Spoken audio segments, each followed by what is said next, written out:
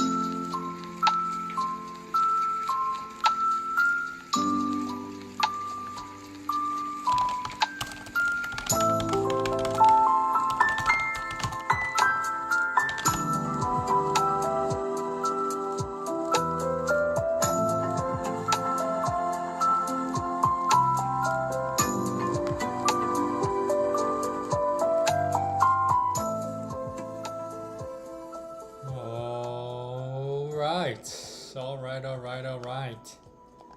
Welcome everyone. Welcome. Hopefully you guys are enjoying my little session there by myself. Doing some technical analysis on some tickers I was going through. If you guys just came in, welcome guys.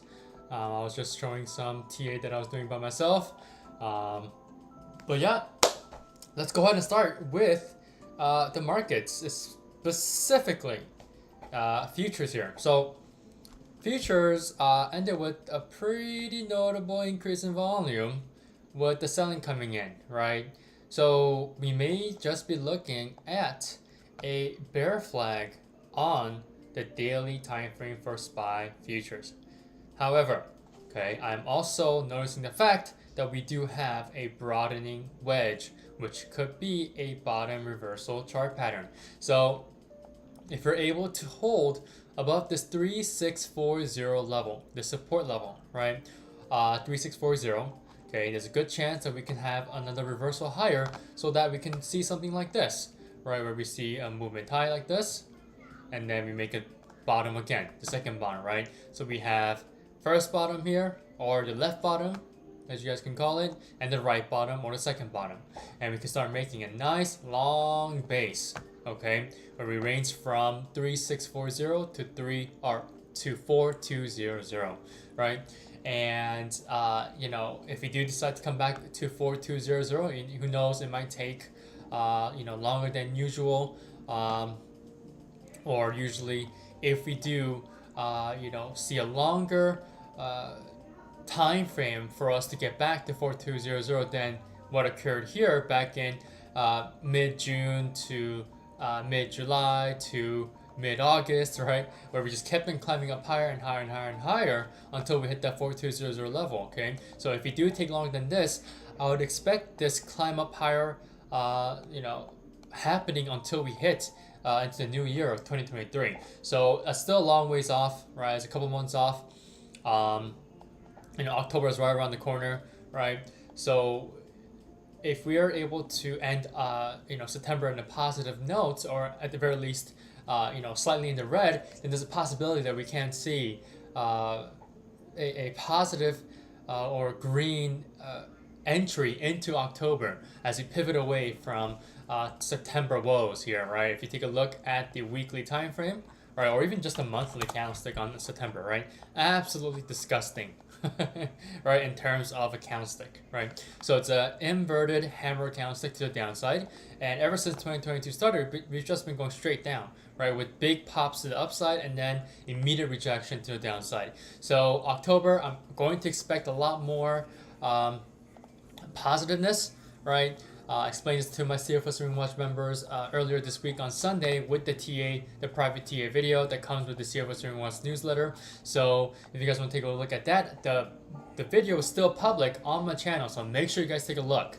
So with SPY futures here, like I said, I want the 3640 support to hold. Now, if I translate that over to SPY, okay, I want the 360 level to hold, and we've been holding it so far, as evident of today, as evidenced by today's price action here. We, immediately were bought back up as we came back down and basically penetrated below this 361 level that I have right here, and we hit a low of 359.70, right? So we penetrated below 361, 360, and eventually we hit 359.70, which is pretty close to 360, and we immediately shot back up, right? So if you're able to continuously hold above this level, it would be great. But I don't like the fact that we're still hanging around here. However, I do like the fact that because of the fact that we're holding around here, it could mean that there is a possibility that buyers are still coming in, right? They're just slowly positioning themselves to really start trying to push the price higher into the new month of October. And October is usually shown to have a lot of data, recorded data, that October is a positive month during bear markets or during downturns in the market, right? So October usually tends to shine as one of the green months in the fiscal years in the trading market. So that's kind of what I'm expecting. By the end of this week, which is the end of September, I expect a red September month. And red September week for this last week of September, right? And in October, we'll get a little bit of a red, first of all, right? The first maybe week or maybe just the first half of next week.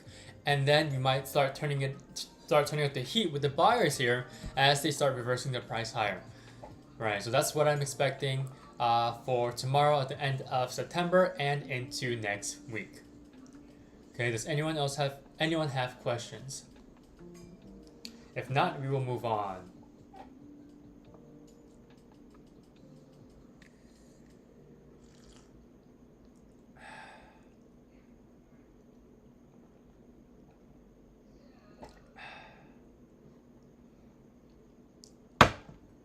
All right. Well, it seems like no one has any questions. So, it's one of those things where, like I said, the markets can be very, very choppy, as we're seeing a lot of fighting between the sellers and buyers, especially at a demand area, and it can get very volatile, as we've been witnessing this entire week actually, since Monday, right? We've been fighting intraday volatility and day-to-day volatility, so it really wears down and tears down on the willpower of buyers and sellers to try to figure out where they want the trend to go. Okay, so far the bears have been winning, but there has been a little bit of where the bulls are kind of peeking out here and trying to push the price back to the upside, like on Wednesday, right? Yesterday. So if we're able to do this again on Friday, tomorrow, it'll be great to end the week on a positive note, right? Even if we had a lot of volatility, which is great for day traders this week, right? This week was an absolute killer for a day trading environment. But if you knew what names to watch out for swings, you still could have killed it like us, right? Like I did with, for example, Best Buy, right? So make sure you guys check out the private CFO TA video that I usually send out to my CFO Swing Watch members on Sunday, because it's still public on my channel. And I'll not make it public, and I'll turn it into a private video by the end of this week. Okay, so make sure you guys take a look at that and don't miss your opportunity. Okay, never miss your chances there. All right, so that's what I'm looking out for SPY. And since we're done with the overall perspective, the broader perspective, let me go over the intraday levels with you guys, since it is a day trader's paradise. So we ended up with good volume today on 2-hour time frame. And we ended up on a high note here, as we ended up above this 362.50 level that I've been telling you guys to watch out for, right? And once we're able to stay above 362.50, which I hope we do that tomorrow, we should be able to see a nice rise back to this intraday level of 366. Now, people are looking at 367 as well, which is a viable intraday level of resistance, and I can see that it's a nice level here. But I kind of want to look at a earlier kind of price target for any longs. So 366 is more of a logical and more common sense type of level for me to look out for tomorrow, or at least by next week on the intraday time frame. So as we're kind of making this broadening wedge or this megaphone chart pattern, we're going to be continuously going back and forth on the bottom range and the top range as the price continues to figure out where it wants to go, providing us with that intraday volatility that I've been talking about, and as we've been getting day to day and on the intraday time frames, right? So once you're able to come back above 366, I expect the price to come back to that 370.50 level that I've been talking about, so that we can complete the gap fill that we've been waiting for and watching out for the past couple of days, for this entire week. And on Wednesday, we almost did it, right? Where I think a little bit, we had an overshot here where we, I think I'll guess 55% of the gap between last week's Thursdays and Fridays candlestick formed, right? It's probably 55% fill is what I'm saying here, right?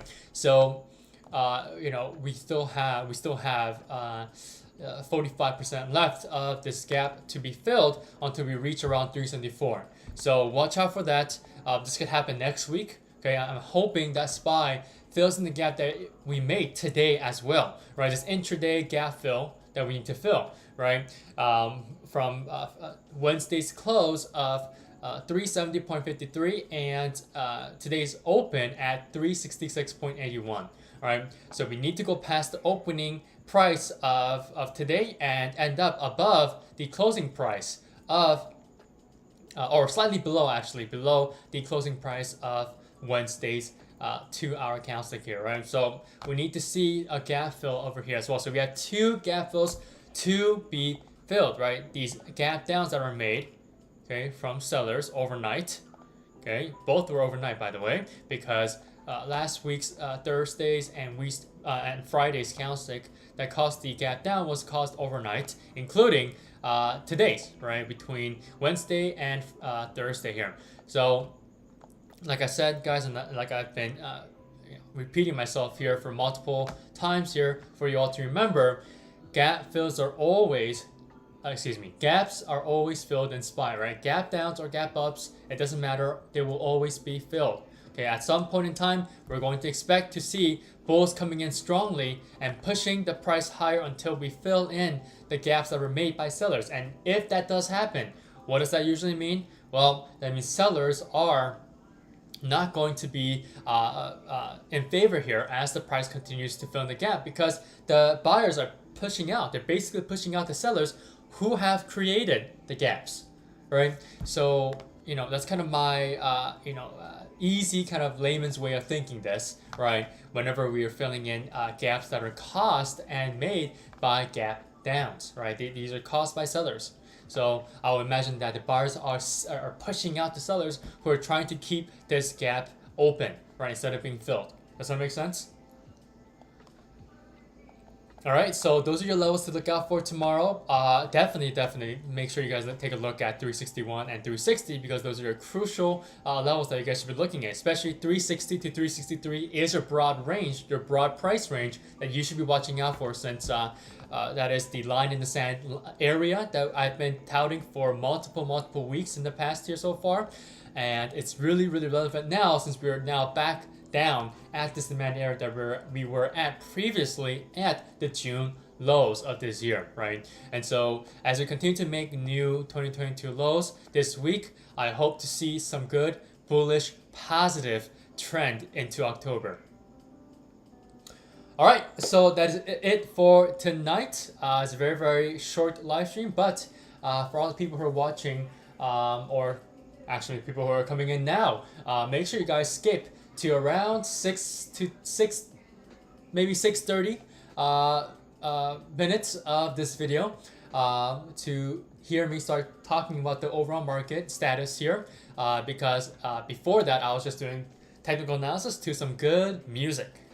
So if you guys want to see what I was doing technical analysis on, make sure you guys just watch the video entirely, which would be great for the algorithm as well, and it will be great on my side for my YouTube channel. So if you guys enjoyed what I've been saying so far, make sure you guys leave a thumbs up on the video, and if you guys are new, make sure you guys hit that subscribe button.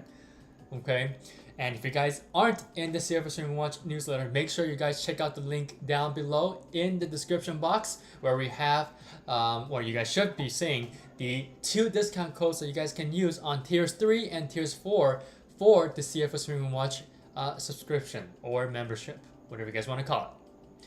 All right, so have a great rest of your night. Thank you all for joining, and I'll see you guys all next week. Good luck trading tomorrow.